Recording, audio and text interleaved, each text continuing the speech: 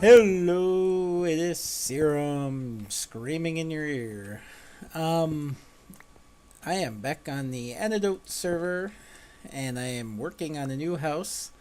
I was hit with inspiration the other day and suddenly felt myself desiring to go back on the Minecraft.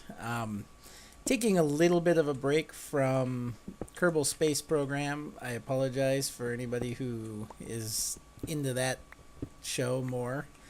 But I'm kind of feeling the creative juices flowing here, and I wanted to. That sounds bad. Oh crap! Phew. Good thing I have Feather Falling 4. Um, but anyway, yeah, this is my house. This is the outside, and this is the inside. Pretty impressive. But yeah, I had this idea. I wanted to finally build something. I haven't really built anything other than that tree house on this server, and I just wasn't feeling it for a long time. And I kind of thought, oh, this is the end of Minecraft for me. But I'm back, and I'm actually enjoying it again. And so I've been taking some time to work on this house. Oh crap! Wrong one. Wrong one. And there we go. So yeah, anyway, so I've been doing that, just enjoying it. Whoa. Yeah, this is actually, it's been a while since I've put a video up, and that's because I've had a couple things that have happened.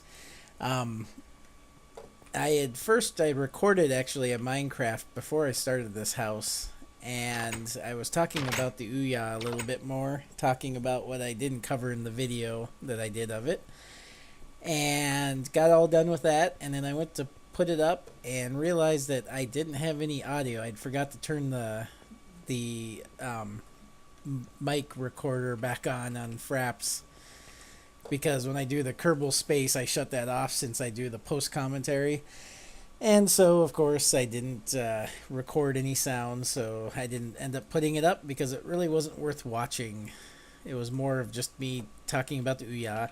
So I'll probably do some of that in this episode, and this might be a longer episode, so I'm going to have to trim some things down, so I apologize if it's kind of choppy and cuts around a lot.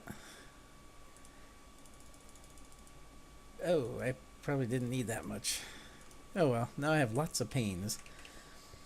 Mr. Collin helped me lure a zombie in, a villager zombie, and I converted him back. And he sells swords for a ridiculous price. I can get emeralds from gold, iron, and diamonds. And unfortunately, that was all the trades I could get out of him. It's kind of nice for the sword because I can just trade in a bunch of iron when I need to, and then get a sword with it.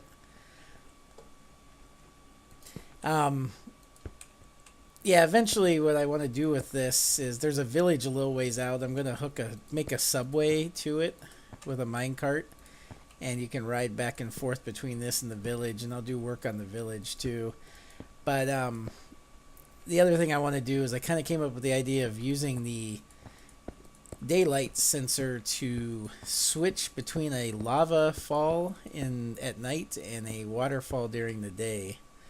I don't know if how well it's going to work. I'm going to have to play around with some things, because I see the lava staying behind when it shuts off, and then the water turning it into cobblestone, and I don't want to have to come in and clear out cobblestone all the time, so I may have to try to figure out how to do this. Oh, hey, how did you get in here? I thought I lit that place up. Hey buddy, you like my house? Sorry you can't stay. Oh, okay, I didn't do this, I don't think. Oh, you know what? I bet I did. So that's where he spawned from. Ah, there's an arrow in the back of my head. Alright, let's get some torches. But yeah, so it'll be like a lava fall, and I haven't figured out where to put it yet, but waterfall during the day, and then at night the lava, and the lava will help light things up too. I wish I could take those arrows. And then I have some other ideas of things I want to do too. I was thinking about it today at work. But unfortunately, I already forgot what some of those were, so I'm hoping they'll come back to me. But this is the first time I've really used these quartz blocks. I put a couple down in my treehouse, but this is the first time I've really used it to make designs, and I really do like that. That looks pretty good. That scared me for a second. I thought something came in. I was like, mobs know how to push buttons. Crap. But yeah, I use these for the pillars. I like the look of that, and I like that design up there. It turned out better than I was thinking. I almost feel like these walls here need to be made of some other material, but that some of this is like the outside of the mountain, and I want to keep the look of the mountain on the outside too. So I'm probably going to keep it that way. Maybe I'll change this floor. I haven't really decided yet. I'll probably keep this just because I like the way it looks. Although I might have some patterns in the wall, in the floor, of other stone or other materials. But yeah, it's looking pretty good.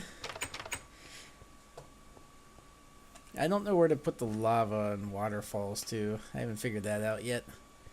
But that's not too big of a concern. Anyway, just to talk briefly about the Ouya, I wanted to cover that again.